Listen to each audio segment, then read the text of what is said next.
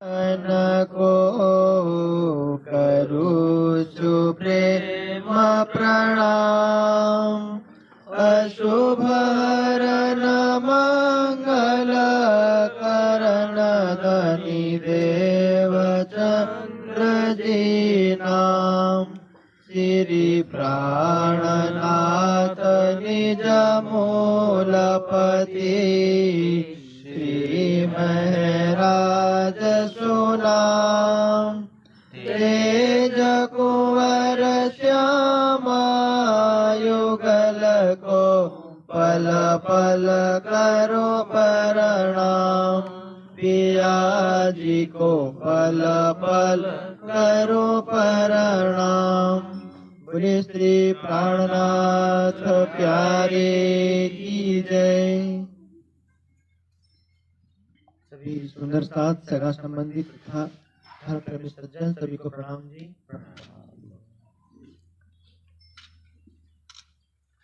जो आज का हमारा कार्यक्रम है अपने भुरिया साहब उनके परिवार की तरफ से वार्षिक ध्वजारोहण, और हम इस गांव में पहली बार पधार रहे हैं। इससे पहले पूज्य श्री स्वामी जी का भी 100 दिवसीय जागरण यात्रा का कार्यक्रम था, जो अपने मध्य प्रदेश और गुजरात में, तो तभी यहाँ पे कार्यक्रम रखा गया था।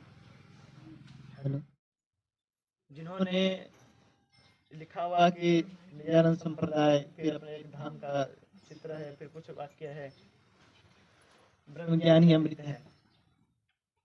तो हमको अमर होने का जो संदेश लेकर के आज अपने घर में ध्वजारोहण के एक निमित्त से एक ज्ञान सुनने के लिए मिलेगा, जिसे आपको पहले कुछ उदाहरण से धीरे धीरे समझाते जाए, तो जैसे आपको समझ में आए। और जैसे एक 2-3 प्रवचन से मुझे एक उदाहरण याद आया, तो वो मतलब थोड़ा अच्छा लगा, समझाने में अच्छा लगा मुझे।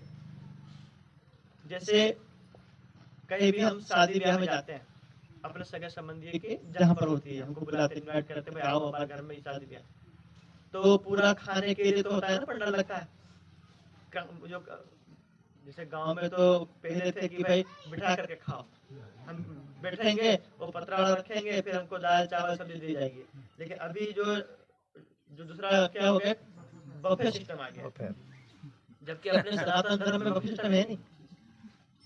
बफे किसको बोलते हैं? खड़े खड़े लोग, खड़े खड़े बफे लो कैसे बोलेंगे? बफे लो बोलेंगे भैंस को, है ना? भैंस को बोलते हैं, भैंस खड़ी खड़ी खाती है ना? तो ये जो परंपरा अपने सनातन की परंपरा है कि बैठो श्रद्धा से, क्योंकि अपन भोजन नहीं करते, हम तो भगवान का प्रसाद लेते हैं। उनका नाम ले लिया हमने, अपने जिस भी देवी देवता भगवान को मानते हैं, उसको आंख बन के खिलाया भगवान, हमारे पास जो भी रुखा सूखा है प्रसाद खा लीजिए, जो बचेगा हम खा लेंगे, तो हमारे लिए वो प्रसाद हो गया। तो हम प्रसाद को श्रद्धा से, ऐसे प्यार से बैठ करके प्रसाद लगा करके अपन खाते हैं, ठीक है ना?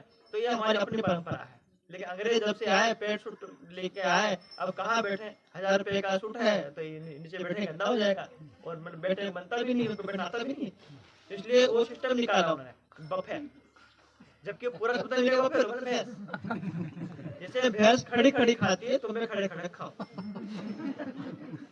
तो वो हमने भी वो टीवी में देख देख के अभी उस परंपरा में आ गए। अपनी परंपरा अलग है, ठीक है, वो प्रसंग ये अपना अलग चला जाएगा। लेकिन बिल्कुल शुरुआत से अपन शुरू करते हैं कि सबका मालिक एक, ठीक है। और वो उदाहरण भी मुझे क्यों याद आया था, अब फिर से याद आया कि जैसे हम भोजन कर रहे हैं तो 4-5 प्रकार मानो वानगी अलग अलग है, अलग अलग 2-4 प्रकार की मिठाई है, पूड़ी है, सब्जी है, तो 3-4 प्रकार की सब्जी है, ऐसे। तो हम क्या करेंगे? पहले भाई हमको पता ही नहीं कि कौन सी सब्जी ज्यादा तीखी है, कौन सी बढ़िया लग रही है, कौन सी मिठाई बहुत बढ़िया मीठी है, मतलब है तो सब मीठी है फिर भी, तो क्या करेंगे? एक बार सब ले लेंगे, थोड़ा थोड़ा एक बार में तो सब ले लेंगे। फिर क्या करेंगे? खाएंगे, ये वाला अच्छा है, फिर हमारी नजर कहाँ रहेगी? उसी पे। एक बार तो हम सब ले लेंगे, फिर दोबारा क्या करेंगे? फिर हमको दोबारा अच्छा लगे, 3 बार अच्छा लगे, 4 बार लगे, जब तक पेट ना भर जाए, पेट भर जाए, मन भर जाए, फिर थोड़ा टहल करके फिरेंगे, फिर ले लेंगे। क्योंकि पूरे पंडाल में पूरी सिस्टम जितना काउंटर लगा है, सबसे ज्यादा मुझे ये वाली मिठाई मैंने कभी जिंदगी में खाई नहीं। बहुत अच्छे, मन कर रहा कोई ना देखे तो जेब में डाल लूं। अच्छी लग रहा है, क्योंकि इसका बनाने का तरीका भी नहीं पता अपन को। पहली बार देखी है, बड़ी मुश्किल से भूरे ने बनवाई है, तो हमको अच्छा लगा। लेकिन पहली बार हमने एक बार लिया ना, रोटी भी खा रखी थी, हलवा भी खा रखा था, दाल चावल खा रखा ऐसे ही। तो हमारा ये जो मत है कि आपको या हमको कहीं भी कोई कथा प्रवचन का कार्यक्रम हो, तो हम ये ना कहें कि मैं तो इस भगवान को, इस देवता को मानता, मैं वहां जाऊंगा नहीं। अंदर कौन बैठे से बाजू आ जाओ इधर। तो एक बार तो हमें जहाँ पर कथा का प्रवचन का कार्यक्रम हो, कोई भी अपने सनातन धर्म में भागवत रामायण से लेकर कोई भी कथा हो रही हो, यदि हमें निमंत्रण मिलता है, हमारे घर कागज पत्र कोई व्यक्ति ना भी आया, लेकिन हमको मोबाइल से या कहीं से सुनने भी मिल गया कि भाई वहां पर कथा हो रही है, तो आप जाइए और सुनिए श्रद्धा से। 1 घंटा, आधा घंटा, पूरा घंटा, जो भी वहां से मन से जो प्रश्न होता है, आराम से सुनिए। आप यहाँ सुनिए, वहां सुनिए, सुनिए 10 जगह से लेकर नहीं 20 जगह सुनिए, कोई दिक्कत नहीं है। जैसे हमने भोजन 20 जगह से भोजन लिया और फिर आराम से बैठ के खाया, जो अच्छा लगा वहां 3 बार गए, बिना बुलाए गए 1000 बार गए। तो इसी आप ये कथा सुनिए, प्रवचन सुनिए, अपने शास्त्रों को देखिए, अपने ऋषि मुनियों को प्रमाण को देखिए, और घर पे जाके चिंतन कीजिए कि मैंने यहाँ भी कथा सुनी, वहां भी कथा सुनी, वहां भी सुनी, वहां भी सुनी, उस गांव में सुनी, उस गांव में मेरे उस जगह मंदिर सुनी। अब मैंने सुन करके मुझे सबसे अच्छी, मतलब जो मेरे आत्मा को कल्याण, मेरे जीव को कल्याण, मेरे जन्म को सफल कर सकता है, मुझे परमात्मा का दर्शन कौन सी कथा से हो सकता है, किस राह पे चलने से हो सकता है, आपको आपकी आत्मा को, मतलब हम ये नहीं कहेंगे हम जो कहे वही परम सत्य है। आप सब सुनने के बाद हमारी बात भी सुनिए, औरों को सुनिए, दुनिया में सुनिए, और जिन शास्त्रों में लिखा है उन शास्त्रों में स्वयं पढ़िए। स्वयं पढ़ करके आपको लगेगा, आपकी आत्मा गवाही दे। हमारे शास्त्रों में एक जो मैंने पहली बात कही है, श्रुति स्मृति सदाचार स्वस्य च प्रियात्मा। चौथे नंबर पे बोले कि सबके आपकी आत्मा गवाही दे कि भाई ये बात सत्य है। तो अर्थात श्रुति यानी वेद, जो अपने वेद शास्त्र, स्मृति यानी ऋषि मुनियों ने शास्त्र बनाए, वो सदाचार अर्थात कोई अपना गुरुजन है, कोई संत है, हम ये कहें कि भाई मुझे संस्कृत नहीं आती, मुझे शास्त्र पढ़ना नहीं आता, मुझे शास्त्र की भाषा समझ में नहीं आती, तो अंत में क्या करना है? सदाचार, अपने गुरुजन अपने जीवन में क्या व्यवहार करते हैं, क्या जीते हैं, वो दूसरों के साथ कैसा व्यवहार करते हैं सुख दुख में, तो बोले उनको देख करके भी हम धर्म करना सिखा सकते हैं। मान लो कि हम ये कहें भाई हमें ये जो शास्त्र है कौन पढ़े, कहाँ से आए, हमें तो देखा भी नहीं, तो कोई बात नहीं। वेद नहीं देखे तो ऋषि मुनियों के ग्रंथ देखो, यदि वो अपने ऋषि मुनियों के ग्रंथ ना देखो तो अपने समाज में अपने गुरुजन है जो धार्मिक राह पर चलते हैं, उनके जीवन को दिखे। यदि वो भी ना दिखे तो अंत में तो कम से कम अपनी आत्मा की आवाज तो आप सुन ही लीजिए, क्योंकि अपनी आत्मा से बढ़कर और कोई भगवान हमारे लिए नहीं है। जैसे आप ये मानो कि ये अभी इसमें पेड़ पे आम लगी हुई है, अब ये अपने मतलब भुरिया जी के आम है जो पेड़ है, तो इनके घर के कोई भी व्यक्ति होगा तो फटाक जाकर तोड़ लेगा। अजमान भुरिया जी कोई है नहीं, हमें देखा जो ताले वाले लगे, हम बाउंड्री कूद के आ गए, तो हम क्या करेंगे? पहले चारों तरफ देखेंगे, फाड़ नहीं ले, मैंने कोई फाड़ लिया, देख लिया था, आखा गाँव बदनामी था, मैंने महाराज था अपने खेतर में आम चोरी करवाएगा।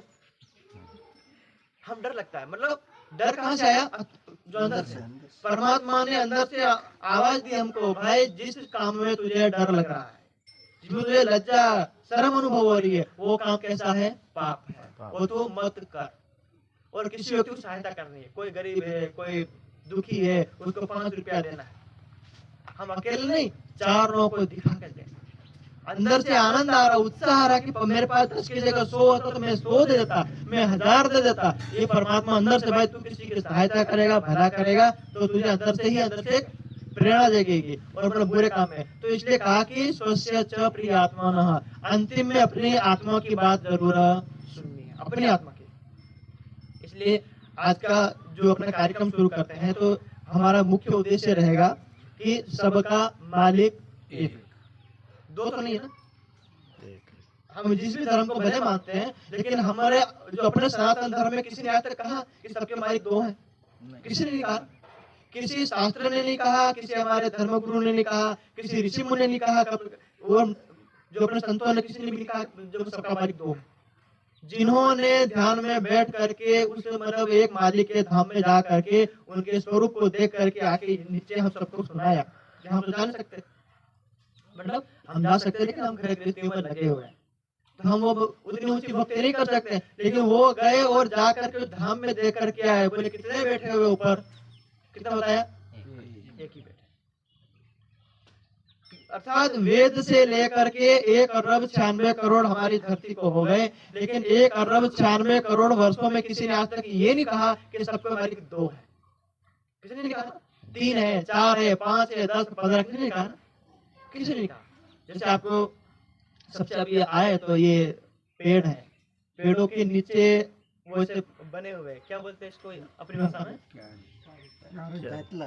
गातला ही बोलते हैं, पत्थर के जो बना रखे। हाँ हाँ हाँ, ये इधर बने हुए गातले ना, यहाँ बने हुए, यहाँ बने हुए, हाँ गातला, गातला उसकी मूर्ति, एक तो गातला, हाँ આપણે જે बैठा है गातला, हाँ और पहला गातला, गात हाँ गातला, हाँ बराबर ना। हाँ। उस गातले में जो चित्र बना वो किनका है, वो उसको मृतक जो है उसका, नहीं कोई देवता का वो चित्र भी बना नहीं है। नहीं देवता का नहीं, उसी के इंसान का ही है, हाँ, उसके पूर्वज जो शांत हुआ उसी का, पूर्वजों का। अच्छा तो उनकी मतलब अर्थियां रखते हैं, नहीं नहीं कुछ भी नहीं, उसके नाम का यादगिरी के लिए वो कर लेते हैं, अच्छा, याद के लिए। हाँ ताकि अरे ये फलाना गातलू से, क्रिश्चियन या मुसलमान वगैरह क्या कि जिस व्यक्ति को जहाँ गाड़ते हैं वहीं पे कुछ मार्बल वगैरह करके वो जब करते हैं, यहाँ ऐसा नहीं, वो समाधि अलग। वो समाधि अलग, अच्छा वो उनकी परंपरा अलग है। हाँ तो ऐसे ही अपने सनातन धर्म में जहाँ अपने जिसको हम उधर रणुजा वाले साहेब, रुनिजा, रणुजा रामदेव बाबा, रामदेव पीर है ना, रामदेव हाँ, तो उनके भी ऐसे बनाते हैं गातले डिजाइन में, कहीं हाँ बना घोड़े पर और भाला ले करके जिसको मतलब अलग निरंजन भमरिया भाला वाला करके मतलब ओळखा है। बनाते ना। तो उनके वचनों से शुरुआत करते हैं कि आज लाखों लोग उनके जहाँ समाधि बनी हुई है वहां जाकर के परिक्रमा करते हैं और अपने सुख दुख बोलते हैं, अपनी मनोकामना कुछ मन्नत मांगते हैं, उनकी मनोइच्छा पूरी होती है जो बेदिन की होती है, वो समाधि में बैठे हैं। ऐसा उन्होंने क्या किया जीवन में जो हजारों किलोमीटर से लोग आकर वहां परिक्रमा करते हैं।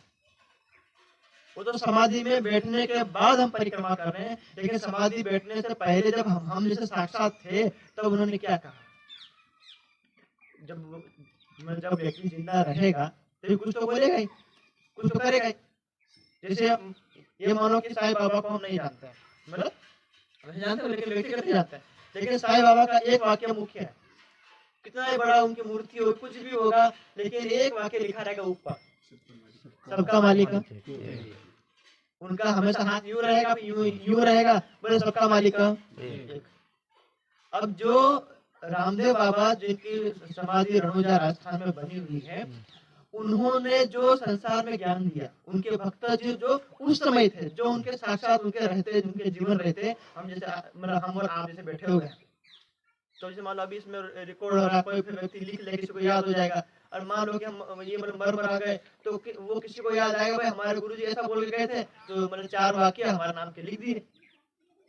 तो ऐसे ही रणुजा वाले साहिब ने अपने ग्रंथ रामदेव पुराण में एक बात लिखी कि जो सबका मालिक एक है वो है कहाँ। हमने ये तो कह दिया कि एक है, जैसे हम ये कहें कि पूरे भारत देश का राष्ट्रपति एक है, तो हम ये तो कहना पड़ेगा कि वो है कहाँ, तो हम क्या बोलेंगे दिल्ली में। दिल्ली के अलावा कहीं नहीं मिलेगा, इतने सारे राज्य है लेकिन राष्ट्रपति मिलेगा कहाँ, दिल्ली। और जब दिल्ली में जाएंगे तो दिल्ली 100 किलोमीटर के एरिया में, कितने किलोमीटर है, 100 किलोमीटर यूं पूरा दिल्ली है, तो 100 किलोमीटर में भी नहीं, वो तुम्हारे घर में राष्ट्रपति भवन में।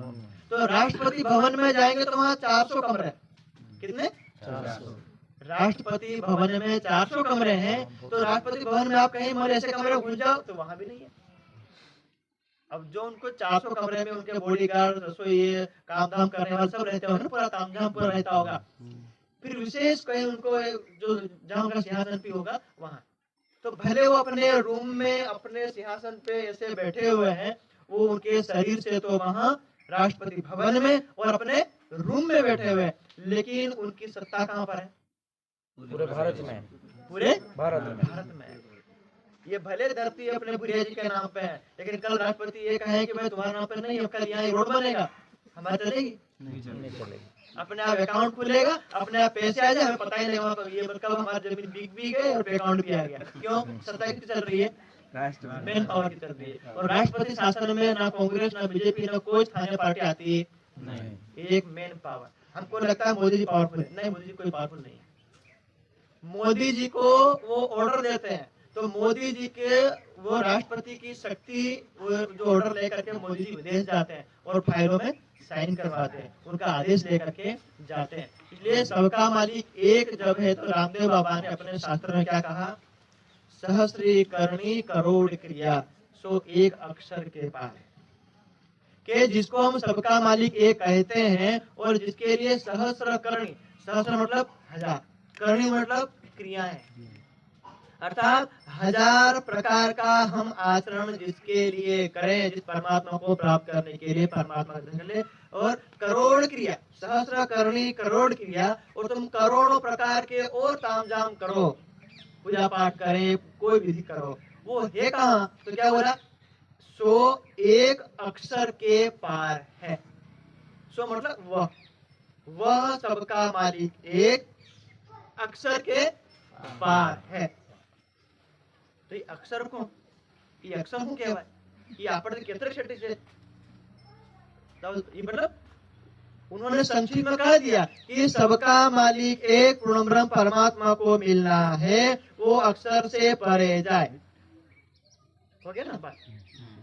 भाई हमें जो हमारे भारत ने के संविधान ने बता दिया कि भाई राष्ट्रपति जी राष्ट्रपति भवन दिल्ली में बैठे हैं, जिनको जो मिलना है, जहां से मिलना है, यदि हम एमपी वाले चलेंगे तो 1000 किलोमीटर पड़ेगा, यदि कोई उधर से तमिलनाडु चलेगा उसको 2000 किलोमीटर पड़ेगा, जो व्यक्ति जहां से उतना दूर पड़ेगा। और कोई दिल्ली में बैठा है तो उसको 100 किलोमीटर पड़ेगा, किसी को 50, किसी को कम पड़ेगा, जो जहां बैठा है वहां। तो वहां से चलने के लिए तो अब तो ये सिर्फ में एक प्रमाण दिया कि वो सबका मालिक है कहाँ? अक्षर से पर। और ये बात किसने कही है?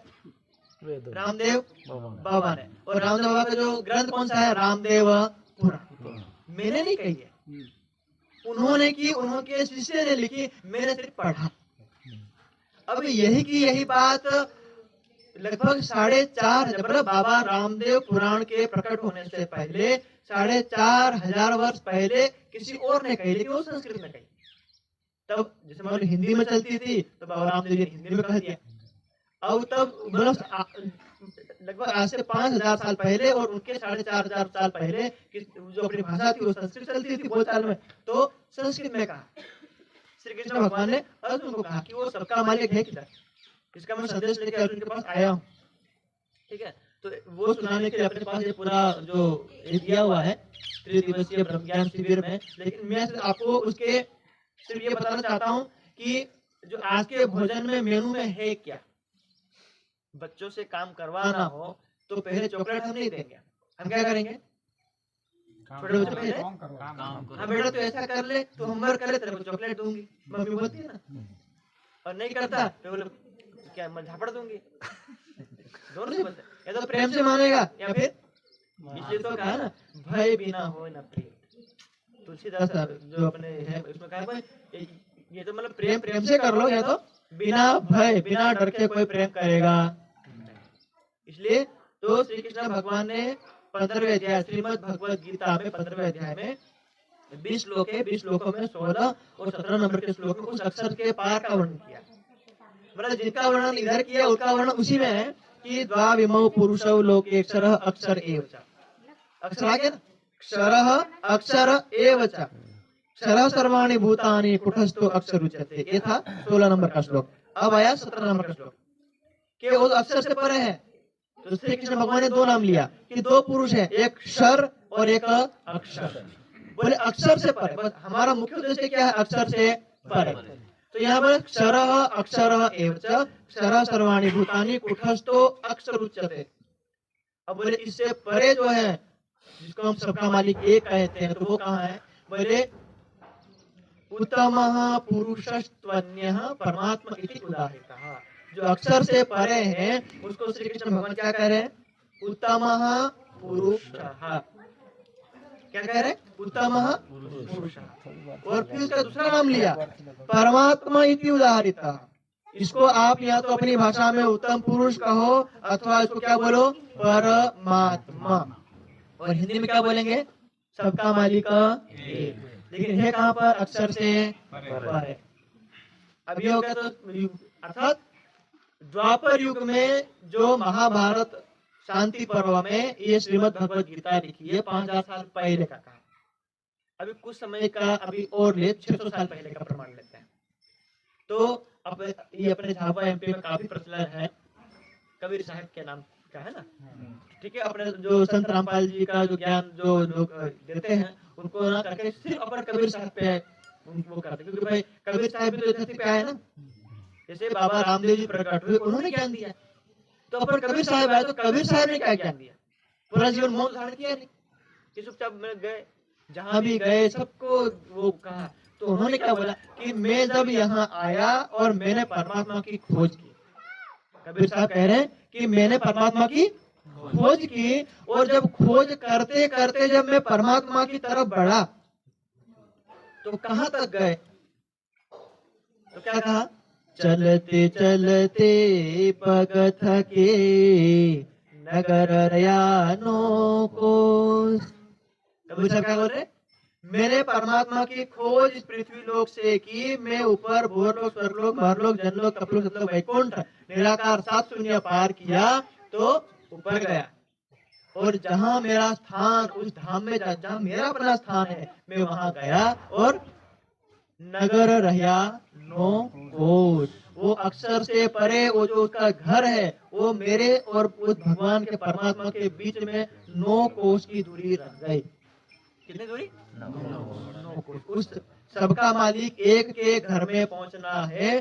तो वहाँ कबीर साहब कह रहे हैं कि मैं तो यहाँ बैठा हूँ और मेरी मर्यादा खत्म हो गई है, लेकिन तुम चाहो तुम्हें ज्ञान मिल जाए तो तुम 9 कोश दूरी पार कर लेना। जैसे उदाहरण दो कि अपने मतलब भुरिया साहब में पहले ट्रेन में थे, टिकट चेक करते थे, तो हमको मान लो टिकट नहीं मिलती थी, मतलब जैसे मैं तत्काल जा रहा था, जैसे अपना ये कार्यक्रम आया तो तुरंत हाथों हाथ मतलब हुआ। तो जैसे मतलब हमारा स्वामी जी का ऑर्डर है कि भाई तुम अभी यहाँ हो, वहां जाना है, तो हम कौन यूज करेंगे इनको? अभी हम क्या कह देंगे कि मेरी सत्ता में जितना भी हो सकता था मैंने उस टिटी से बात की, उस टिटी से बात की, सबसे बात कर रही, आपको वहां तक पहुंचा दिया है ना। अर्थात हमें क्या भाई, जब रतलाम से तो रतलाम से दिल्ली तक तो पहुंचा देंगे, और हमारा आश्रम दिल्ली से 200 किलोमीटर और आगे पड़ता है, वहां सहारनपुर हरिद्वार से पहले। तो क्या कहेंगे भाई, दिल्ली तक तो मेरी सत्ता में आता है तो मैं तुम्हें पहुंचा दूंगा, लेकिन दिल्ली से पहले आपको कोई और जुगाड़ करना पड़ेगा। ये आपकी जो लाग वड़क है तो आप देख लो, ये हमारे टिकट मिले, टिकट ले लेना, पैसा खर्च होगा, दंड भुगत लेना, लेकिन मेरी सत्ता में इतना आता है तो मैंने इतना बता दिया। तो कबीर साहब ने कहा कि मैंने जब परमात्मा की खोज की, सबका मालिक एक, तो मैं गया और मेरा जहां मर्यादा, मेरी सत्ता खत्म हुई, मैं वहां पर बैठा हूँ। कोई मेरे ज्ञान को सुन करके लेकर के आए तो मैं कह दूंगा भाई वो रहा परमात्मा का घर, लेकिन 9 कोस दूरी पर है। 9 कोस। जब आप आएंगे निरारण संप्रदाय में, ये जो भीतर के पढ़ेंगे तो इसमें लगभग 4500 चौपाइयां हैं, और अपना जो ब्रह्म ज्ञान जो सुषम वेद है, 5वां वेद है, उसमें 18,758 चौपाई है। उसको पढ़ेंगे, और उसको पढ़ेंगे तो परमात्मा का परम धाम का वर्णन है। सबका मालिक एक है तो कहीं तो रहता होगा, है ना। जैसे हम ये कभी हमें अपने भुरिया जी के घर जाना है तो भुरिया जी हवा में बैठे नहीं है, धरती पे है ना। तो हम बोले ये घर है, फार्म हाउस है, इतना लंबा चौड़ा इधर है, इतना पूरा एरिया है, तो बोले परमात्मा का घर है। तो परमात्मा के घर में जब जाएंगे वहां सब कुछ चेतन है, सब कुछ प्रकाश में, सब कुछ कोमल, सब कुछ सुगंधित है। जैसे हम ये कहें हम सिर्फ चेतन है, बाकी सब वस्तु जड़ है, लेकिन परमात्मा के धाम में जो वस्तु आप देखोगे सारी सब चेतन है। अनादिकाल से अनंत काल तक सबके अंदर कोमलता, यहाँ तो सिर्फ फूल के अंदर कोमलता होती है, इस फूल की पंखुड़ी में जितनी कोमलता है, इसके करोड़ करोड़ गुना ज्यादा कोमलता उस धाम का हर एक वस्तु में है। अर्थात वो प्रेमदायक है, वो प्रेम का स्वरूप है। उस धाम में तो कबीर साहब उस वाणी में पढ़ेंगे तो मतलब कबीर साहब और उनके बीच में 9 लाख कोस की दूरी है। कितनी? 9 लाख को 9 लाख कोस। और अपना यहाँ वर्तमान में अंग्रेजी और हिंदी वाला कोस मिला दें तो एक कोस में 3 किलोमीटर निकलता है। कितने? हम 3 किलोमीटर चलेंगे तो एक कोस बनेगा। तो यहाँ 9 लाख कोस कबीर साहब कह रहे हैं कि मेरे घर से और परमात्मा का धाम में जाना है, तो बीच में दूरी कितनी आ गई? 9 लाख कोस। अब 9 का आप 3 गुना करो तो कितना हो जाएगा? 27। तो बोले कि 27 लाख किलोमीटर में दूर हूँ, लेकिन जिसको जाना है जा सकता, मैं बता सकता हूँ, वो रहा रास्ता तुम्हें ढूंढना है, रास्ता। और कबीर साहब ने दूर से कहा उस धाम में होता क्या? उस धाम में जा घर अबला बसे बहे प्रेम के फूल। बोले मेरी इतनी दिव्य दृष्टि है, उस घर में अबलाएं रहती है। और अबला क्या? जो हम अबला किसको बोलते हैं? स्त्रियों को। स्त्रियों को बोलते हैं अबला। कभी बोला कि पुरुष अबला है? स्त्रियों को बोला जाता है। तो स्त्री का भाव ये रहता है, अर्थात उस धाम में आत्मा है। कौन है? आत्मा है। और बोले उस धाम में अबला बसे, मतलब उस धाम में परमात्मा के धाम में आत्माएं रहती है। और उस आत्माओं के और परमात्मा के बीच में होता क्या है? तो बोले बहे प्रेम के फूल। सिर्फ प्रेम का स्वरूप है। कहे कबीर सो घर मुझसे दूर। कितना दूर? 27 लाख किलोमीटर, 9 लाख कोस। इसलिए कबीर साहब के उसमें विजय ग्रंथ में लिखा, मेरे लिखा, और वो लिखा गया 600 साल पहले। तब 1400 के उसमें, लगभग 1400 के उसमें लिखा। हम यहाँ बैठे 21वीं सदी में। ये मैंने आपको प्रमाण दिया सिर्फ 3 ग्रंथ, बाबा रामदेव जी का दिया, भागवत का दिया और कबीर साहब का दिया, है ना, ये उसका दिया। और ऐसे ही निजानंद संप्रदाय में जो कहा गया कि हद पार बेहद है, बेहद पार अक्षर है, अक्षर पार वतन है। वतन मतलब परमात्मा का धाम। जागिए इन घर। हमें जाना कहाँ है? उस परमात्मा के धाम में जाना है। तो वहां की बात लेकर के आए हैं। अब हमें उसकी कथा यहाँ सुनने से हमें क्या लाभ? वो तो यहाँ से बहुत, इस धरती से, आसमान से, निराकाश जितना दूर। जैसे मान लो अभी आपकी ये कहें, जैसे ये सूर्य है जो अभी उगा हुआ, इसकी स्पीड कितनी पता है आपको? जो अपने साइंस पढ़ते हैं उनको पता होगा। ये जो सूर्य जा रहा है ना, कितनी स्पीड से जा रहा है हमारे सामने। हमको लगता है कि उसको वहां से यहाँ आने 12 घंटा लगता है, ऐसा है ना? 1 सेकंड में 250 किलोमीटर पार करता है। कितना? 250 एक, आप एक बार आंख बंद करो, उतने में अहमदाबाद पार, उतने में अहमदाबाद पार। सही बात है। और उस सूर्य से हमारी धरती की दूरी कितनी है? 15 करोड़, लगभग 14 करोड़ 80 लाख लगभग है, लेकिन 15 करोड़ किलोमीटर हम दूर है। उनके इर्द गिर्द 9 ग्रह है। अर्थात सूर्य यदि अपनी ही स्पीड से 1 सेकंड में 250 किलोमीटर जा रहा है यूं, तो इसके पीछे हमारी पृथ्वी तो साथ बंधी हुई है। तो हम भी कितनी स्पीड जा रहे हैं? 250 किलोमीटर की स्पीड से हम जा रहे हैं। मतलब यूं भी जा रहे हैं और ईश्वर खुद की धरती पे घूम रहे हैं, फिर सूर्य के गोल भी घूम रहे हैं। कितने चक्कर काट रहे हैं? सोचो, इतने उससे इतना दूर हमसे 13 लाख गुना बड़ा सूर्य बनाया किसने? उसकी बगल में इतनी बड़ी धरती किसने रखी? कौन किसने रखने वाला था? सबका मालिक। हम ये कहें कबीर साहब परमात्मा, तो कबीर साहब 600 साल पहले आए, तो द्वापर युग में किसने रखा? द्वापर युग में कोई रखता? यदि हम ये कहें भगवान श्री राम परमात्मा है, तो वो तो त्रेता युग में आए, तो सतयुग में कौन रख रहा था इसका ध्यान? और वो भी तो ये जो अपना जो कल्प है, वराह नाम के कल्प में आए। इससे पहले 6 कल्प और चले गए, उनमें कौन था? यदि हम ये कहें कि सतयुग वाले 33 करोड़ देवता है, तो 33 कोटि देवता है, वो तो ईश्वर सतयुग में, उससे पहले 27 सतयुग पहले बीत गए, उनमें कौन था? हम तो आज के लिए बैठे हुए ना, हमारे बीच में हमारे लिए आज के देवी देवता है, उससे पहले कौन थे?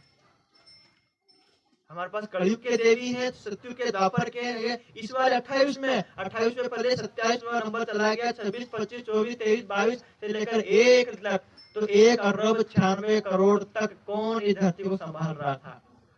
इतना बड़ा सूर्य किसने बनाया, किसने प्रकाश डाला, किसने उसमें हवा कौन डाला? तो कौन था? सबका मालिक एक। इसलिए तो वेद ने पहले कह दिया, यो अस्याध्यक्ष परमे व्योमन सो अंग वेद दिवान वेद। जो इसका अध्यक्ष है, जो इसका मालिक है, जो इसको बनाने वाला है, वो कहाँ रहता है? परमे व्योमन, परम व्योम, परम आकाश में रहता है। वेद में कहीं भी धाम शब्द नहीं आएगा, हमेशा व्योम शब्द आएगा। परम आएगा, परम के साथ व्योम आएगा, और शास्त्रों में क्या आएगा? परम आएगा और आएगा धाम शब्द आएगा। तो वेद में कहा कि यो अस्याध्यक्ष परमे व्योमन, जो इनका अध्यक्ष सृष्टि को बनाने वाला, कहा? परम व्योम में। तो जो कबीर साहब ने कहा कि उस धाम में आत्मा है, परमात्मा है, तो जो उस धाम में आत्माएं हैं, उस आत्माओं, उसके अंदर कोई दुख नहीं है, कोई मृत्यु नहीं, बुढ़ापा नहीं, लड़ाई झगड़ा नहीं, कुछ भी नहीं। मतलब जो ये संसार इतना दुख है, तो उस परम धाम में काल तो है ही, समय मृत्यु है नहीं। वहां लिखा है कि ब्रह्म भवन में काल कबू आवत नहीं। उस ब्रह्म के भवन में काल, मृत्यु, बुढ़ापा, जरा, ये वाले शरीर वहां होता नहीं है। तो वहां जो आत्मा, जो कबीर साहब ने कहा कि जिस घर में अबलाएं बसी है, उन अबला, उन सखियों के बीच में ये भाव आया अंदर से। भाव क्या आया? कि हम दुख की दुनिया देखें, ऐसा वाला ये पहली बार। अनादिकाल और अनंत काल होने वाला है, उन आत्माओं के बीच में कभी ऐसा भाव आया कि हम परम धाम से जाएं और परम धाम से बाहर भी कोई दुनिया होती है। तो बोले वो दुख क्या होता है? दुख क्यों? वहाँ परम धाम में दुख है ही नहीं, वहाँ जो समय ही नहीं, भूत भविष्य वर्तमान ही नहीं है, मृत्यु ही नहीं है, और ये 84 लाख के जन्म ही नहीं है। तो वो भाव आया, तो वहाँ परमात्मा ने मना किया कि तुम ऐसी दुनिया में जाओगे तो वहां तुम्हें शमशान घाट में रहना पड़ेगा, घर घर भटकना पड़ेगा, कोई तुम्हें मानेगा नहीं। तुम का जैसा भी ये अभी जाके दिल्ली में राष्ट्रपति बैठे हुए हैं, और राष्ट्रपति पत्नी बोले कि मेरे को झाबा जाना है। वो बोलेगा तुम ये दिल्ली का सिंहासन का सुख छोड़ के, हजारों नौकर चाकर, पूरे मिलिट्री पुलिस वाले तुम्हारी सेवा में हैं, और तुम छोड़ के झाबा में जाओगे, तुम्हारी कौन सेवा करेगा? है ना, कि हम अपने जाओगे तो जो कौन देखेगा तुम्हें? पहाड़ है, पहाड़ में लोग फिरोगे। यहाँ तुम कहो yes sir, okay sir, thank you sir, left right करते रहेंगे लोग, लेकिन तुम वहां पे कोई करेगा? क्योंकि अपनी सत्ता कहाँ है? दिल्ली में सत्ता है। दिल्ली में अपने घर में तुम्हारे लेफ्ट राइट करेंगे, वहां कौन करेगा? तो बोले मैं अपने आप कर लूंगी, ये करूंगी, मैं वो करूंगी। अब भाई तुम मुझे भूल जाओगी, अपने घर को भूल जाओगी, खुद भी भूल जाओगी कि मैं राष्ट्रपति की पत्नी हूँ, सामान्य पत्नियों की तरह जीवन जीवोगी। ऐसा करके मना किया, बहुत मना किया। तो फिर उन आत्माओं को इधर आना जो न भूतो न भविष्यति, ये शास्त्र में लिखा है। मैं आपको प्रमाण इसलिए भी दे रहा हूँ, जब आप 3 दिवसीय शिविर में आएंगे तब हम मंच पे और स्क्रीन पे जो शास्त्र हम यहाँ, जैसे हमारा रामदेव पुराण हम उस समय लेके आएंगे, तो जो एक कैमरा हमारा सामने होगा, एक कैमरा उसके शास्त्र में होगा, तो वो कौन से पेज नंबर पर, कौन सा वो चौपाई लिखी, क्या अर्थ है, आपको भी स्क्रीन पे दिखेगा। यदि मान हम कबीर साहब की बात कर रहे हैं, श्रीमद् भगवद गीता की बात कर रहे हैं, वेदों की बात, जो भी शास्त्रों में लिखा होगा वो आपको स्क्रीन पे दिखाएंगे। आपको सिर्फ इतना बता रहे हैं कि वो पूर्ण परमात्मा जब आना है, तो वो जब आए, तो वो जब वो आना है तो क्या करना पड़ेगा? झाबुआ में राष्ट्रपति को आना है, तो क्या बैग लेके निकल आएंगे? वो मतलब कोई प्रक्रिया है ना, सरकारी व्यक्ति, सत्ताधारी व्यक्ति है, तो इसकी प्रक्रिया क्या होगी? अपने ऑफिस में जो उनके पीएससी जो भी रहेंगे, उनको बोलेंगे हमें झाबा में जाना है। सिर्फ उनको इतना ही बोलना, मुझे झाबा में जाना है, बस। क्यों जाना है, कैसे जाना है, कौन व्यवस्था करेगा, वो सब नीचे वाले करेंगे। तो उसके नीचे कौन है? राष्ट्रपति के नीचे कौन है? प्रधानमंत्री है ना, मतलब प्रधानमंत्री। प्रधानमंत्री बोलेंगे चलो ठीक है, तो प्रधानमंत्री के नीचे कौन है? उनके सलाहकार वगैरह लोग हैं, ये फिर राज्य के मुख्यमंत्री, उनको बोल देंगे। पर जो पूरे देश में झाबा को चुना है, झाबा कहाँ पड़ता है? एमपी में पड़ता है। तो अभी मतलब गुजरात, राजस्थान आपसे कोई लेना देना अपना, सीधा संपर्क कहाँ साधो? भोपाल में साधो। हमने सिर्फ संदेश भेजे भाई तुम्हारे एमपी में आ रहे हैं, वो कहाँ आ रहे हैं वो तुम खुद देख लेना। तो देखा एमपी में इतने सारे जिले हैं, ये तो झाबुआ में, तो बोले अब ये इधर मतलब कोई जिले का कोई काम है ना, धार ना इंदौर ना भोपाल, कोई नहीं, सीधा कहाँ आएगा पत्र, झाबुआ में आएगा। और झाबुआ वाला बोलेगा अच्छा ये हमारे में आ रहा है, बोले भाई वो आरटीओ वाला पुलिस वाला बोला भाई सब काम में लग जाओ। कौन आ रहा है? राष्ट्रपति। कभी नहीं आया जब से देश आजाद हुआ तब से लेकर झाबुआ में राष्ट्रपति कभी आया? सिर्फ एक बार, जब तक दुनिया रहेगी तब तक भारत देश का अस्तित्व रहेगा, एक बार आएंगे। इसलिए तुम तैयारी ऐसी करना, स्वागत ऐसे करना, लगना नहीं चाहिए कि हमारा इलाका ऐसे रोड ऐसे छाप देना पूरे, नई नई बिल्डिंग खड़े कर देना, जो चाहे कितना ही पैसा लगे अपने ही मतलब सब कर देना, लेकिन कर लेना। हम लोग, हमको भी वो संदेश मिला, कई बार जिले में से तहसील में से गांव के सरपंच में अपने मोहल्ले में से फड़े से घर में से व्यक्ति को मिला कि तुम भी उनका दर्शन करना, जिसका पूरा देश जिसकी वंदना करता है वो राष्ट्रपति आने वाला है। जिसको बैठना है वो वहाँ आपको फ्री में गाड़ी बस लेने आएगी, छोड़ने आएगी, नाश्ता कराएगी, आपको सिर्फ जाके दर्शन करना है। और तारीख बता दिया कि पहले महीने की कौन तारीख है भाई? 30 तारीख। 30 अपना वाला 30 तारीख 30, 31 और 1 फरवरी, 3 दिन तक राष्ट्रपति यहाँ रहेंगे, है ना। आपको मैं एक समझा रहे कि परम धाम से आत्माओं आने का वर्णन किस प्रकार, ये मैं अपनी भाषा में अपने हिसाब से समझा रहा हूँ। तो वो आएंगे तो आपको ऐसा लगा कि भाई इतने बड़े राष्ट्रपति आ रहे हैं, और मान लो कि अपने नीलेश भाई, अपने चोपड़ा जी और भूरे साहब इनके समिति के कार्यकर्ता है, तो हमें कहेंगे भाई हमारे में सगे लगते हैं। हम बोलेंगे भाई थोड़ा सा आगे वाली कुर्सी दे दे। कौन सी? भाई हजारों लाखों की भीड़ होनी, कुछ एमपी वाले आएंगे, कुछ गुजरात वाले आएंगे, कुछ राजस्थान, कुछ महाराष्ट्र वाले तो आएंगे, ऐसा नहीं कि छापा वाले, कुछ इंदौर से वो मतलब पूरे एमपी के आएंगे, मुख्यमंत्री खुद आएगा, कई कलेक्टर होंगे, कई डीएसपी इसमें लगेंगे। तो हम क्या कह रहे, लेकिन ये समिति का ये लोग जो कार्यभार है, तो भाई 1 लाख रुपए लागे कुर्सी अगर तो मड़ है, पर 1 लाख मड़े नहीं, मतलब 1 लाख है लेकिन 2 महीना बाकी है। मानो हमारे लिए अभी कितने दिन बाकी है? 15 दिन बाकी, 14 दिन। बोले 14 दिन के अंदर 1 लाख में तुम पर्ची कटवा लेना तो तुम्हें कहाँ स्थान मिलेगा? फ्रंट आगे, मतलब सीधे आप राष्ट्रपति आपको ही देखेंगे, तुम वहीं से दर्शन उधार लिया। जब भी बेटी घर आते रहेंगे जाते रहेंगे, जमीन आती रहेगी जाती रहेगी, लेकिन राष्ट्रपति आएगा नहीं। और एक बार दर्शन हो जाएगा तो ऐसे कई घर तो अपने आप खड़े हो जाएंगे। आप अभी जाके मोदी जी से फोटो खिंचवा लो, कहीं से जा करके, किसी लाख रुपए 10 लाख रुपए खर्च करके, कोई दुनिया में हाईवे पे दुनिया में कहीं रोको, कुछ न करो, आप फोटो भाजपा मोदी खाते आतुर के हम भी क्यों ना पड़े, कोई आरटीओ वालों कलेक्टर जी रोके ने लो सहायता रात हम भाड़ लो,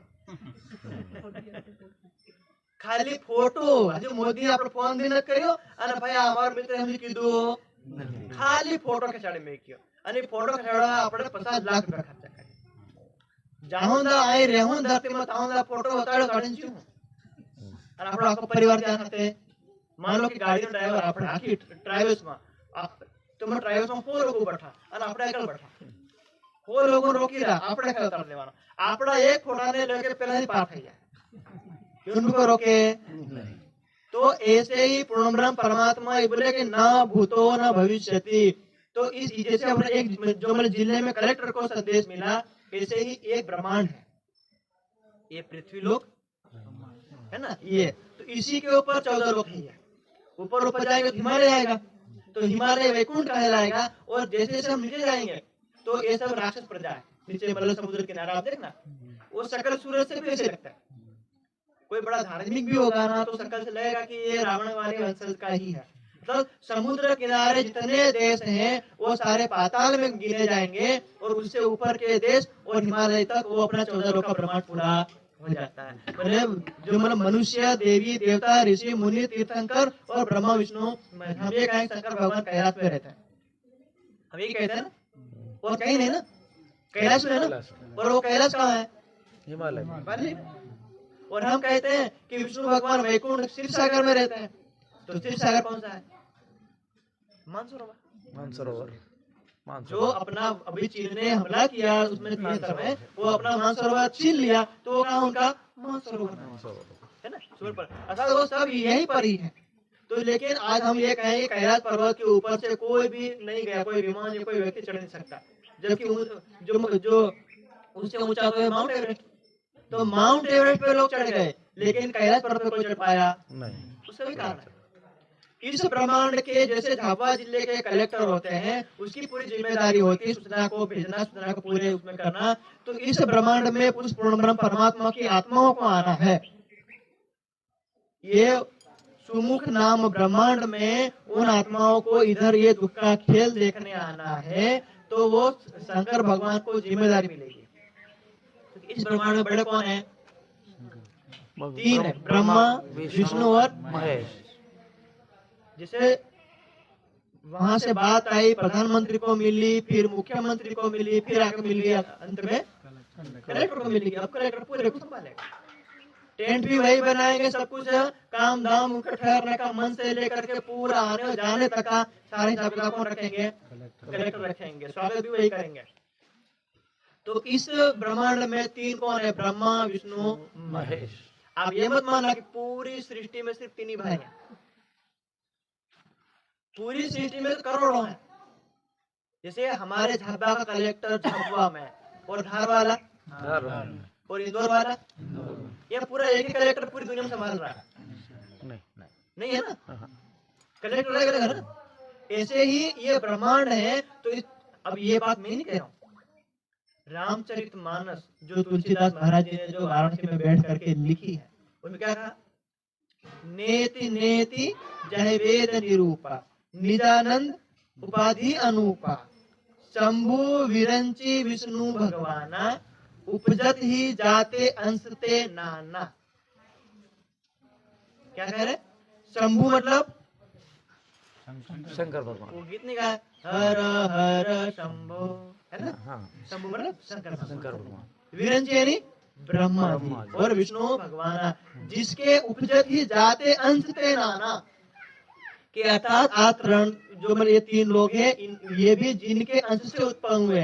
तो इनका अंश कौन है? मतलब जो मतलब उत्पन्न कहाँ से हुए? अक्षर पुरुष आदि नारायण विराट स्वरूप से उत्पन्न हुए।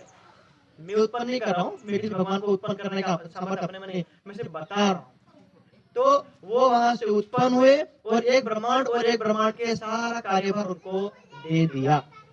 तो इस ब्रह्मांड में जब शंकर भगवान को उस महापरम धाम से बात निकली, तो सबसे पहले किसको मिलेगी? अक्षर को मिलेगी। किसको मिलेगी?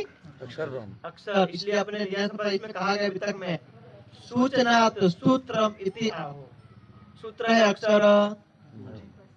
अपने न्याय संप्रदाय में जो पद्धति क्या बोला है? सूत्र है अक्षर रूप। अक्षर ब्रह्म का संपर्क सूत्र उस धाम के अंदर है। इसलिए उस परमात्मा ने उसको अक्षर ब्रह्म को बोला कि मैं और मेरी आत्माएं इधर आने वाली है, तुम जाके बोलो। तो अक्षर ब्रह्म ने अक्षर पुरुष को बोला, अक्षर पुरुष ने तीनों को बोला। किसको बोला?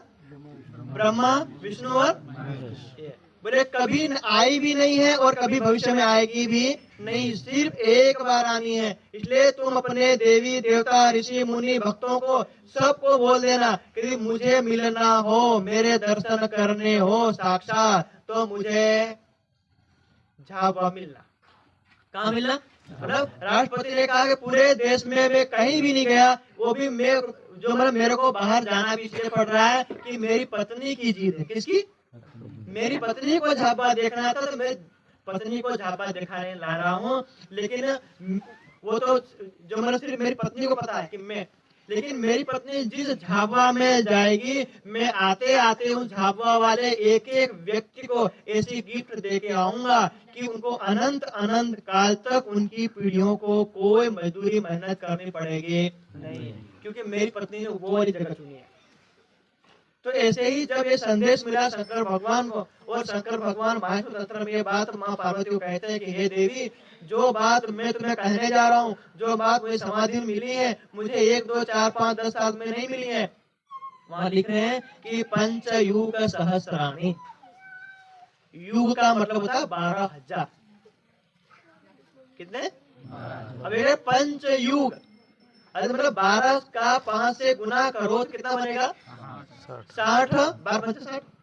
बोले मैं एक बार ध्यान में बैठता हूँ, जो भी मैं कैलाश पर्वत बता रहा हूँ, कि उस कैलाश पर्वत के उधर में बर्फ में सामान्य जो पहले दिन बैठता हूँ तो बर्फ होती है नहीं। अब आप पहले दिन जाके बैठ जाओ तो बर्फ उड़ जाएगी।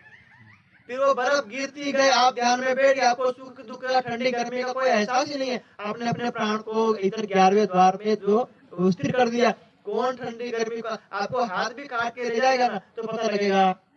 ये सब समाधि का वो स्थान है। तो शंकर भगवान उस समाधि में उस वहां बैठे, वो बर्फ वो थोड़ी गिरी, आज थोड़ी गिरी, कल गिरी, परसों गिरी, ऐसे गिरते गिरते गिरते गिरते गिरते 60,000 वर्षों कितनी हो जाएगी?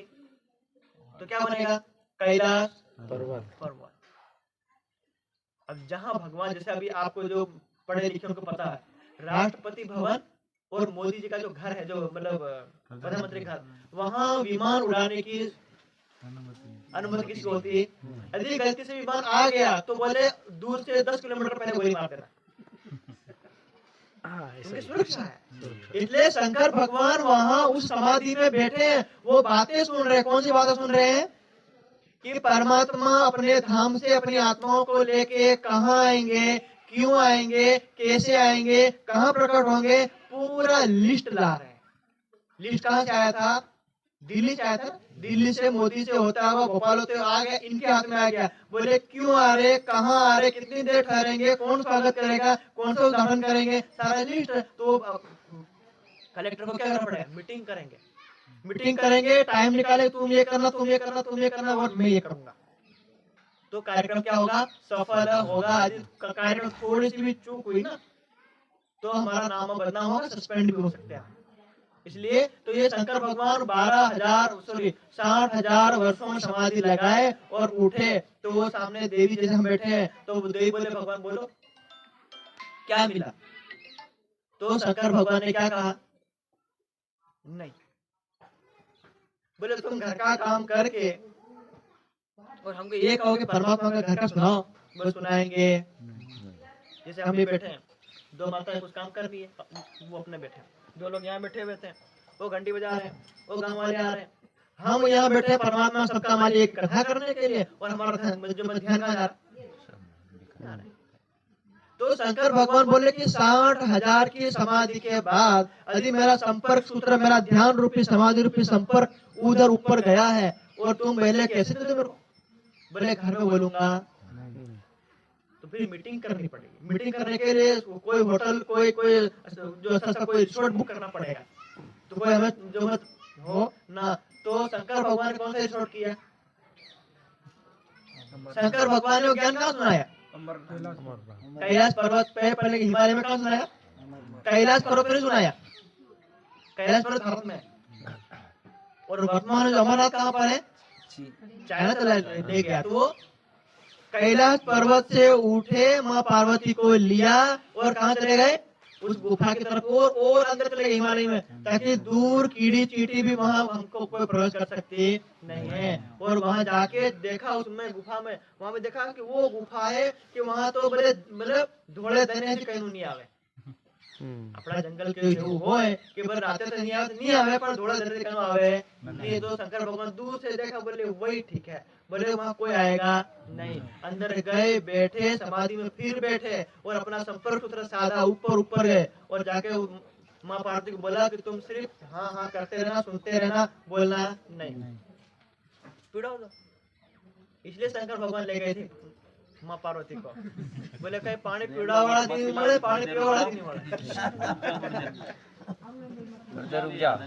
थोड़ी देर तुम सेवा करना, तुम्हारा भाव भी रखेंगे।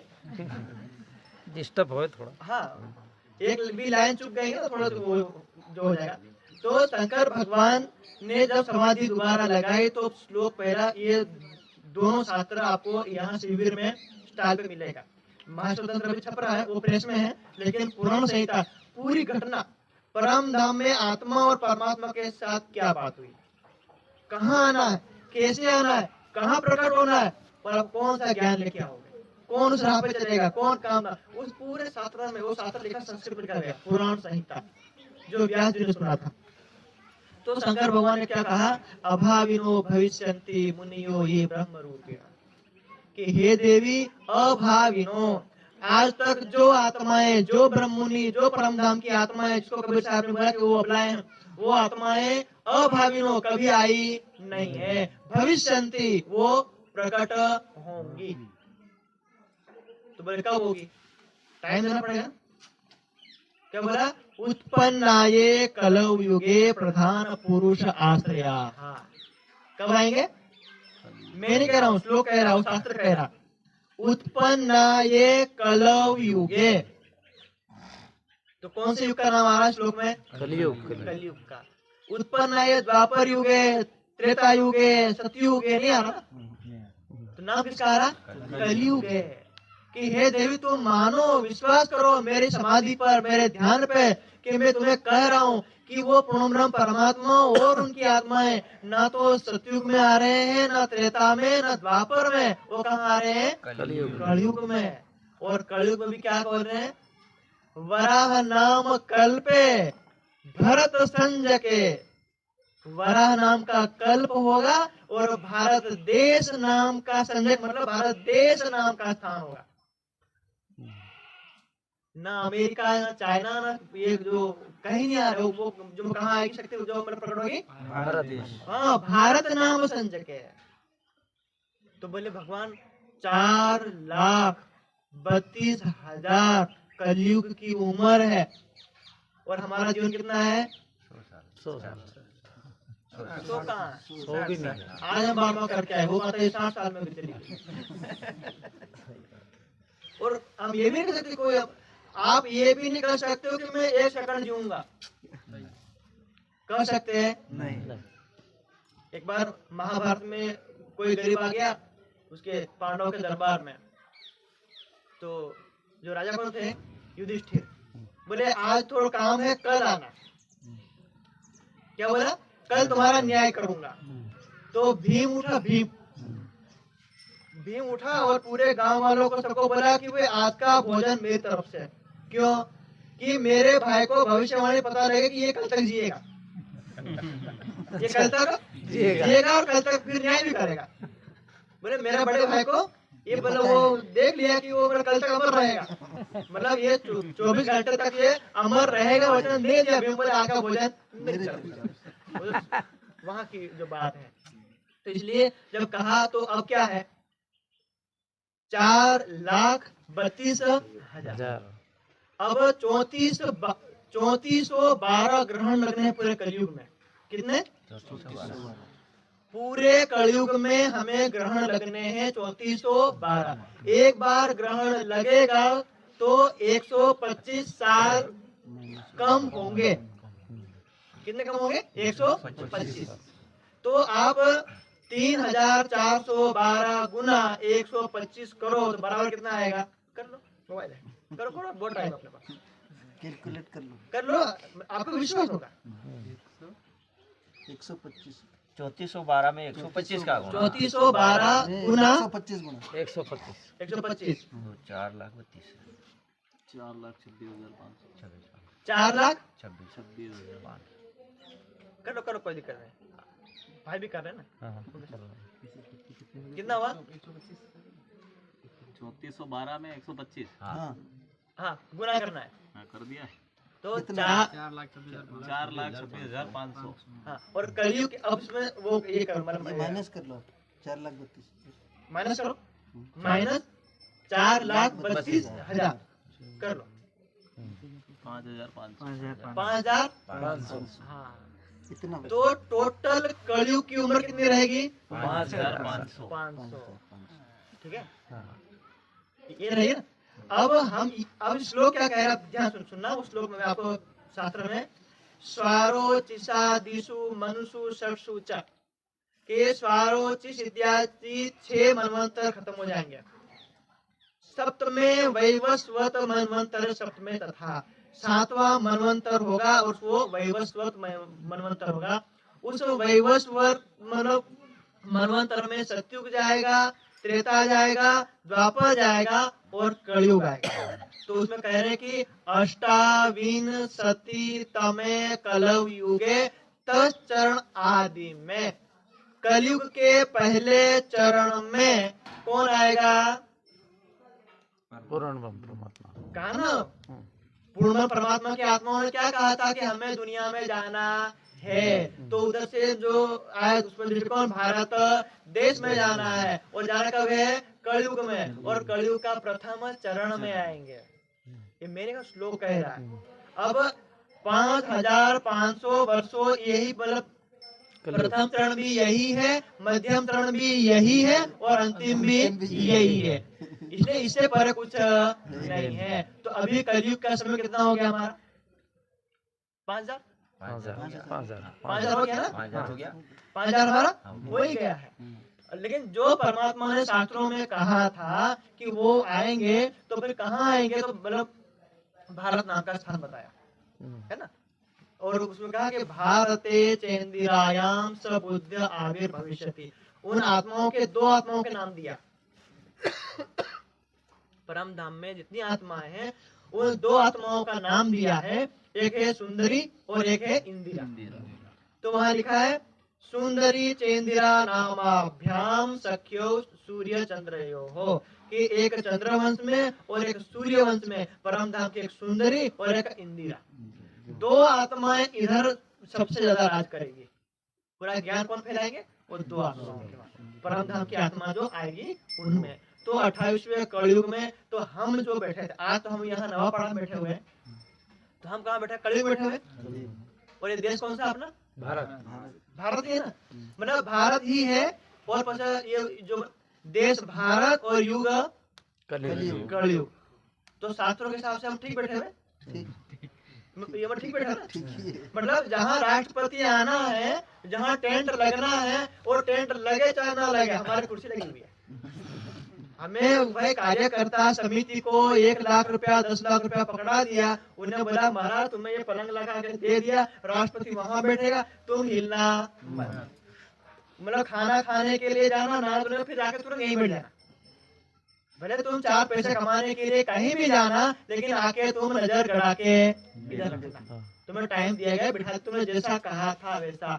तो जैसे ही शंकर भगवान ने अपने पार्वती माता को सुनाई, उसके बहुत वर्षों के बाद व्यास जी, शास्त्रों को लिखने वाले व्यास जी ने समाधि लगाई। और समाधि लगाई हिमालय में, तो बोले कुछ तो गड़बड़ है। वो बोलता ना सीआईडी में, कुछ तो गड़बड़ है। बोले कुछ तो गड़बड़ है। बोले किसको पूछे गड़बड़ है? दया। तो ऐसे ही बोले किसको पूछे? बोले ब्रह्मांड के मालिक कौन है? ब्रह्मा विष्णु। तो शंकर भगवान की तपस्या की, शंकर भगवान प्रकट हुए मतलब समाधि में। बोल बस क्या चाहते हो, क्यों इतना याद कर रहे हो? बोले भगवान इस यहाँ हिमालय में कुछ आपने सुनाया माँ पार्वती को, मुझे पता लग गया। भाई हमारे संपर्क सूत्र है जासूस, हमारे जासूस अमेरिका पाकिस्तान में है, वो पता लगा रहता युद्ध कब होने वाला। तो बोले हमारे ध्यान के कुछ संपर्क सूत्र आपके हिमालय में है, वहाँ पता लगा कि माँ पार्वती को आपने ऐसी कथा सुनाई जो इससे पहले कभी सुनाई नहीं। तो बोले हाँ मैंने सुनाई। तो बोले भगवान कुछ नहीं चाहिए, ना वैकुंठ ना स्वर्ग ना कोई कुछ नहीं चाहिए, मुझे वो कथा सुनिए। तो बोले ठीक है। तो शंकर भगवान ने व्यास मुनि के ध्यान को कहाँ लगा दिया? अमरनाथ गुफा। बोले वो ये शब्द जो मैंने बोले थे वही शब्द आज भी गूंज रहे हैं, जैसे के तैसे। तो वहां तो फिर व्यास जी ने पूरी अमर कथा सुनी, और सुनने के बाद बोला में वो मर गया तो कथा तो मर जाएगी मेरे साथ, मैं लिख देता हूँ, मैं लिख देता हूँ। तो जिस शास्त्र में लिखी वो एक है पुराण संहिता, फिर एक है माहेश्वर तंत्र, फिर एक जो आलमंदार संहिता, और एक सदाशिव संहिता। तो उसमें आपको 3 संहिता इस वाले कार्यक्रम में जो स्टोर पे जो उपलब्ध करा देंगे, ऐसा फोटो लगा है उसके ऊपर और लिखा हुआ पुराण संहिता। उसी पुराण संहिता में आलमंदार संहिता भी है और सदाशिव संहिता भी उसी में है। पूरा व्यास जी और शंकर भगवान के बीच में जितनी बातें हुई सारी बातें उसमें लिखी हुई है। और वो सुनने के बाद व्यास मुनि क्या कह रहे हैं? शंकर भगवान समाधि बैठे हुए, और समाधि बैठे बैठे शंकर भगवान को धन्यवाद दे रहे हैं। और क्या बोल रहे हैं? कलिर्धन्यः कलिर्धन्यः कलिर्धन्य महेश्वर। हे भगवान कलयुग धन्य है। बोले जो ऋषि मुनि वर्तमान में हिमालय में बैठे हैं, यदि यही ऋषि मुनि को यदि परमात्मा को मिलना है, सबका मालिक एक को मिलना है, तो जाना कहाँ पड़ेगा? कलयुग। भले तुम गुजरात के गांधीनगर में ये अपने मुकेश अंबानी और अडानी गुजरात में बैठे हुए हैं, लेकिन राष्ट्रपति को मिलना आना कहाँ पड़ेगा? झाबा, झाबा, अभी झाबा मारे ना। हाँ अभी झाबा में वो मतलब राष्ट्रपति एक ही बार आके फिर कभी आएंगे, तो किसको भी मिलना चाहो, तुम अरबपति हो, करोड़पति हो, रूपपति हो, कुछ भी हो, बुद्धिमान हो, लेकिन मिलना कहाँ आना पड़ेगा? तो तुम अपना वो जो मतलब फ्लाइट छोड़ो, हम ये बोले यहाँ टेंट वेंट कुर्सी कुछ नहीं है, बोले हम ऊपर फूक रह लेंगे, हम तो बोले खाने की व्यवस्था नहीं है, बोले हम खुद का जुगाड़ कर लेंगे, लेकिन हम एक बार दर्शन करा देना। तो वहाँ जब ऋषि जैसे ही वहाँ व्यास जी ने लिखा, तो पूरे साधु संत ऋषि मुनियों ने सब के वहाँ पहुंच गया संदेश, ये सबका मालिक एक, जिसके बारे में हम व्रत करते हैं, जिसके बारे में ध्यान करते हैं, जिसके बारे में हम पहाड़ से कूदते हैं, जिसके बारे में सब कुछ पूरा जीवन लगा देते हैं, वो तो कहाँ आ रहे हैं? झाबा में। अब झाबा में झाबा में कलयुग में आ रहे हैं झाबा। समझाने के लिए उदाहरण बताया था। हाँ कलयुग में आ रहे हैं, कहने का कलयुग में मतलब आ रहे झाबा हैं। नहीं। तो ऋषि मुनि साधु संत ने बोला भाई तुम स्वर्ग छोड़ो, वैकुंठ छोड़ो और दुनियादारी सब छोड़ो, अब कहाँ चलना है? कलयुग। कहाँ चलना है? कलयुग। तो सतयुग, त्रेता, द्वापर के जितने साधु संत ऋषि मुनि वहाँ हिमालय के जहाँ गुफाओं में सब होते हैं, अपने अपने भगवान को वहाँ तपस्या करने लगा, और भगवान को बोला जब प्रकट हुए भगवान, बस इतनी कठोर क्या बात है, क्या तपस्या कर रहे हो, क्या बात है, क्या चाहिए? स्वर्ग चाहिए, वैकुंठ चाहिए, 4 प्रकार की मुक्ति चाहिए, क्या चाहिए? भगवान कुछ नहीं चाहिए, हमें चाहिए जितना आपने ऑफर दिया वो हमें चाहिए। आपने वैकुंठ का ऑफर दिया, स्वर्ग का ऑफर दिया, सोना चांदी का ऑफर दिया, पूरा राजा होने का ऑफर दिया, बोले ये चाहिए। तो बोले फिर क्या चाहिए? तो बोले कलयुग चाहिए। क्या चाहिए? बोले कलयुग में जन्म चाहिए, और कलयुग में मनुष्य का जन्म चाहिए, और कलयुग में 200 देश, बोले 200 देश में नहीं, कहाँ चाहिए? भारत में चाहिए, और भारत में भी सिख, ईसाई, क्रिश्चियन, मुसल, हमें हिंदू कौन से में? हिंदू। हाँ हिंदू सनातन धर्म में चाहिए। तो बोले ऐसा, बोले तुम स्वर्ग वैकुंठ छोड़ो और पापी कलयुग में जाओगे, जहाँ दूध की नदियां बहेगी उधर शराब बहेगी। बह रही है ना अभी फ्री में। हाँ वो अलग बात बोतल में बह रही है, लेकिन उसके पीने के बाद तो व्यक्ति उसके नाले में बहता है ना। तो वो बोले, वो भगवान खुद आश्चर्य में, तुम स्वर्ग वैकुंठ छोड़ करके, ऐसा सुख छोड़ के कलयुग में क्या लेने जाओगे?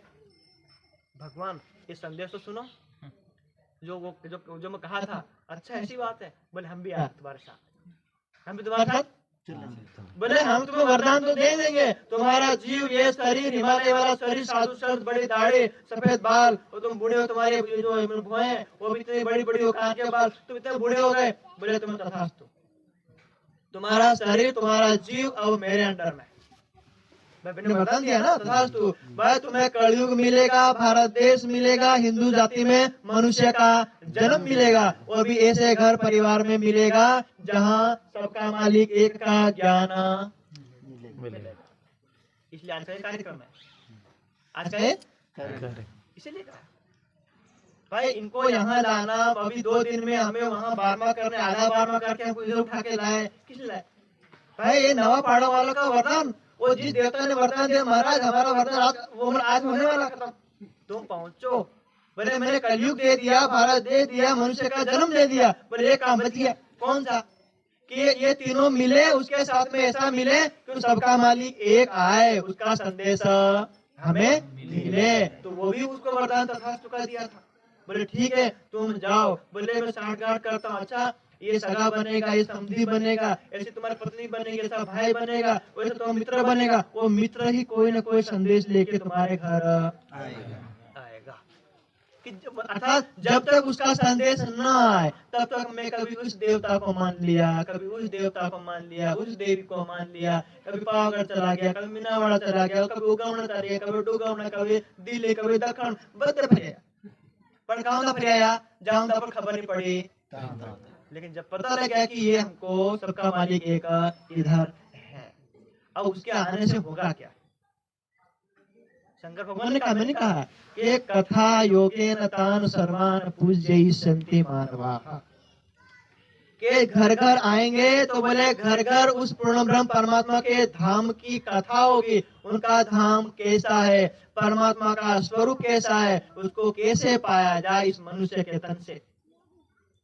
और जो भी इस कथा को सुनेगा, जीव सृष्टि समुद्र, करोड़ों लाखों युगों से भटकने वाला ये जो जीव हमारे शरीर में बैठा है, वो एक बार उस अमर कथा को सुने, उस परमात्मा को नाम को दिल में धारण करे तो बोले उद्धार। क्या होगा? उद्धार। यदि आपको विश्वास ना हो, जब पहली बार वही पूर्ण परमात्मा ब्रज में आए, श्री कृष्ण भगवान के अंदर शक्ति प्रकट हुई, तो शंकर भगवान दर्शन करने आए कि नहीं आए? आए थे। फिर ब्रह्मा जी प्रसाद लेने आए कि नहीं आए? विष्णु भगवान क्यों नहीं आए? विष्णु भगवान स्वयं कृष्ण बन के थे, है ना? विष्णु भगवान स्वयं ने शरीर धारण किया और जो उसके अंदर शक्ति कौन सी आई? उस परमात्मा की। तो बोले, और वो शक्ति कहाँ आई? मृत्यु लोक में आई। इसलिए शंकर भगवान को भी कहाँ आना पड़ेगा? तो ब्रह्मा जी भले क्षीर सागर में रहते हैं, लेकिन आना कहाँ पड़ेगा? तो आए कि नहीं आए? और वहाँ भगवान की परीक्षा करने लगे। अच्छा, अरे इसके छोटे बच्चे के अंदर भगवान बैठे हुए, तो ठीक है, इनके ग्वाल बाले गाय बछड़े सब मैं गायब कर देता हूँ। तो ब्रह्मा जी ने गायब कर दिए। अब वहाँ वो अंदर वो करोड़ों ब्रह्मांड जो बनाने वाली शक्ति, एक पल जैसे ये पेड़ के पत्ते हैं, आप बंदूक की गोली ऐसे मारो, एक पत्ते को छेद करके दूसरे पत्ते में घुसने के लिए उस बंदूक के उसमें कितना टाइम लगेगा? लेकिन टाइम तो लगेगा ना, 1-2 सेकंड। सेकंड भी लगे, सेकंड में तो पूरा पार हो गई। सेकंड भी नहीं लगे। बोले जैसे एक उसको एक पेड़ पत्ते को छेदा, दूसरे पत्ते में गए, उसके बीच में जो समय लगता है, उससे भी करोड़ कम समय में वो अक्षर ब्रह्म ऐसे करोड़ों ब्रह्मांड बना के उत्पन्न कर देता है। उसके अंदर ब्रह्मा विष्णु को डाल देता है, उसके अंदर ऋषि मुनि देव मनुष्य को डालता है। वो शक्ति कहाँ बैठी हुई? कृष्णा के तन में। बोले ये 1000 गाय पैदा नहीं होगी? जैसे मान लीजिए हमारे बड़द है, ये तो इनके, मेरे नहीं, इनके, अब चरने के उधर, और ब्रह्मा जी ने ले लिए वो गुफा में, अब शक्ति बैठी। अच्छा, ऐसे एक बनाती, जो ओरिजिनल मेरे बड़द बैल है वो कहाँ है? गुफा में बंद। और फिर वहां से जंगल से चर करके आए वो, जो अर्थात वो अपने आप घर में भी आ गए। मुझे लगा यही घंटी यही है, यही सब कुछ है। 7 दिन हो गया, पूरे गोकुल में किसको पता लगा? नहीं। तो ब्रह्मा जी का अहंकार था कि भाई मैंने बहुत बड़ी गलती कर, भगवान की परीक्षा लेकर। अब बोले कैसे प्रायश्चित करोगे? बोले भगवान का प्रसाद मिले। बोले वो बोल क्या मांगने से मिलेगा नहीं, क्या करोगे? वो खा ले, पत्थर फेंक दे तो मैं खा लूंगा। अब जो मैंने पत्थर से मनुष्य उठा खा नहीं सकता, तो कौन खाएगा? कौवा। ध्यान रखना, ब्रह्मांड के मालिक को क्या बनना पड़ रहा है? कौवा बन रहा है। लेकिन प्रसाद मिला नहीं। फिर बछड़ा बने कि वो जो पत्थर उसका गाय के मुंह में डालना है। बोले उधर भी नंबर नहीं आया, तो बोले अपन हाथ धोने के लिए जमुना जी में चलते हैं, तो अच्छा मैं मछली बन लेता हूँ, उसी के वो मछली हो गया। बोले उधर भी नंबर नहीं आया। फिर साक्षात प्रकट हुए नहीं हुए, है ना? माफी मांगी भगवान, आप ये करके। तो ऐसे ही वो तब पहली बार आए थे। अब दूसरी बार तो पुराण संहिता में कहा कि उन सखियों की इच्छा तब पूरी नहीं हुई थी देखने की। फिर अपने धाम में गए और धाम में जाकर के बोला तत्र अवतीर्ण कृष्ण से प्रिया वासना बला। उनकी दुख देखने की इच्छा फिर रह गए। फिर बोला कि किंचित कालम निज पदे संस्थाया, अपने धाम में थोड़ी देर रुकेंगे, फिर 28वें कलयुग में दोबारा आएंगे। तो 28वें कलयुग में ये आने का समय दोबारा दिया। और इस बार ऐसे आएंगे कि पूरा ताम झाम साथ आएंगे। जैसे राष्ट्रपति आते, कितनी गाड़ियां पापू करते आती नहीं, लाल पीली वाली मिलिट्री की गाड़ियां, वो डॉक्टरों की गाड़ियां, पुलिस की गाड़ियों, संख्या ज्यादा उनका काफिला होता है ना? हमारे टेंट का खर्चा से ज्यादा उनका हेलीकॉप्टर, विमान और गाड़ियों का खर्चा बढ़ जाता है। लेकिन व्यक्ति विशेष ही ऐसा है, एक बार नजर कर ले, जो व्यक्ति रातों रात हाईलाइट हो जाता है। एक बार फोटो खिंचवा ले, उनके वहाँ मंच पे आ गए, मीडिया वाले रातों रात हाईलाइट कर देते हैं। ऐसा ये समय हमको मिला है। तो हमने तथास्तु का वरदान मांगा था अपने अपने भगवान से, और 28वां कलयुग मांगा था, भारत देश मांगा था, मनुष्य का तन मांगा था।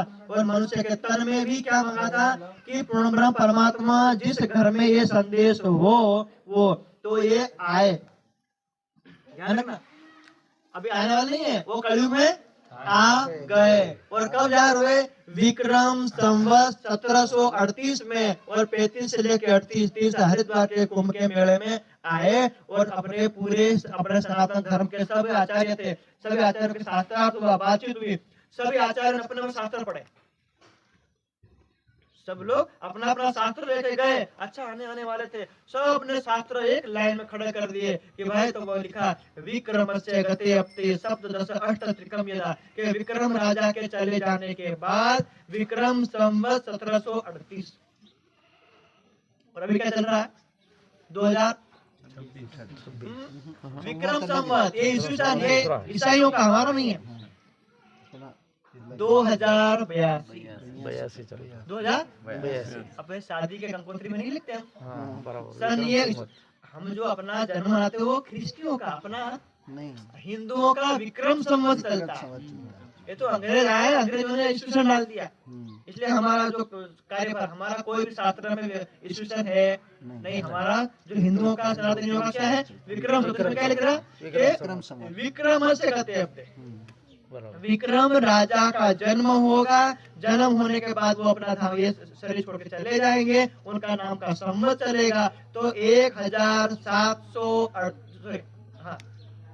1738 का समय चल रहा होगा, तब वो पूर्ण ब्रह्म परमात्मा स्वयं हरिद्वार के मेले में पूरी दुनिया के सामने जाहिर हो जाएंगे। और किस रूप में जाहिर होंगे? श्री लिखा हुआ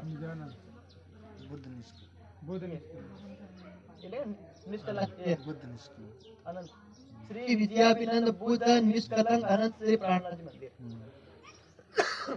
पानी ले आओ, पानी जल्दी लाओ ना, क्या दिक्कत है? अरे लाओ। बुद्ध निष्कलंक स्वरूप के रूप में प्रकट होंगे। आत्मा और परमात्मा अपनी आत्माओं को दिखाने के लिए आ रहे हैं, लेकिन दुनिया के लिए नाम क्या दिया? श्री विजयाभिनंद बुद्ध निष्कलंक अवतार। इसलिए पूरी दुनिया, पूरे शास्त्र सब कह रहे कि बाबा नेह कलंक होय उतरसी महाबली अवतार। ये गुरु ग्रंथ वाणी का एक है कि वो बाबा मतलब जो पूर्ण परमात्मा इधर अवतरित होंगे तो किस रूप में होंगे? नेह कलंक। नेह कलंक क्या बनेंगे? निष्कलंक। ये समय दे दिया, इसलिए वो समय प्रकट हुए। वो शक्ति, वो परमात्मा की शक्ति जिसके अंदर बैठी, उसके अंदर से जो ज्ञान निकला, वो ज्ञान एक ये वितरक साहब और अपनी एक ब्रह्मवाणी, जो अपना वहाँ कार्यक्रम होगा तो वहाँ बताएंगे, उसी को पढ़ करके अब उसको देख करके चर्चा।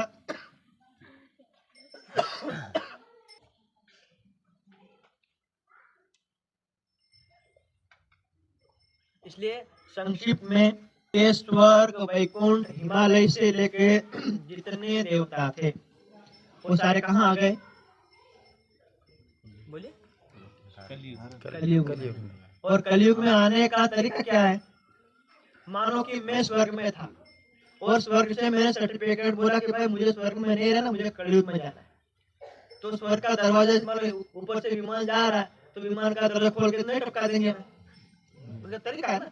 विमान उतरेगा, फिर अंदर जाएगा, गेट खुलेगा, फिर वो पगथियां लगे, वो सीढ़ी लगेगी, फिर तुम उतरोगे, फिर गेट से बाहर, फिर ट्रैवल्स में बैठे, फिर बाहर आओगे, है ना। तो ऐसे मानो मैं देवता बना हुआ हूँ, मैं ऋषि हूँ, मैं मुनि हूँ, मैं तीर्थंकर, मैं अवतार हूँ, आप हम हैं।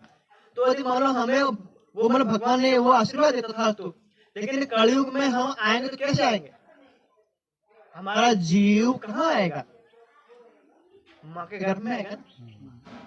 भले मैं स्वर्ग का देवता हूँ, मुझे लोग वहाँ देवता के नाम से जानते थे, मतलब पलक झपकते में सबकी इच्छा पूरी करता था, लेकिन मुझे वो स्वर्ग छोड़ के उस परमात्मा के दर्शन करने के लिए कलयुग में आना है। तो मैं कहाँ आ रहा हूँ?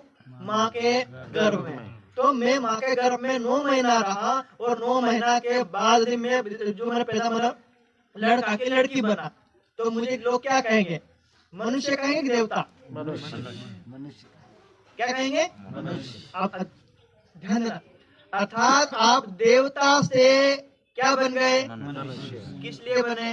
ब्रह्म ज्ञान, सबका मालिक एक को पाने के लिए। इसलिए ब्रह्मवाणी में चौपाई है, जो अपनी ब्रह्मवाणी है उसमें चौपाई दी है कि 14 लोक इच्छे आवेला। ये कलयुग का समय, भारत देश 28वां कलयुग, मनुष्य जन्म और ये ब्रह्म ज्ञान का समय कौन चाहता है? 14 लोक के ब्रह्मांड में रहने वाले सारे।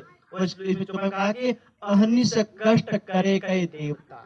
कोई ऋषि मुनि देवता कष्ट करते हैं कि मेरी समाधि टूटे, मेरा जीव निकले, फिर मेरा जीव वापस किसी माँ के गर्भ में जाए और ऐसे घर में पैदा बच्चा बन के आए तो मुझे ये ब्रह्म ज्ञान घर में मिले। अब ध्यान रखना, ये कोई कलयुग ऐसे नहीं मिला।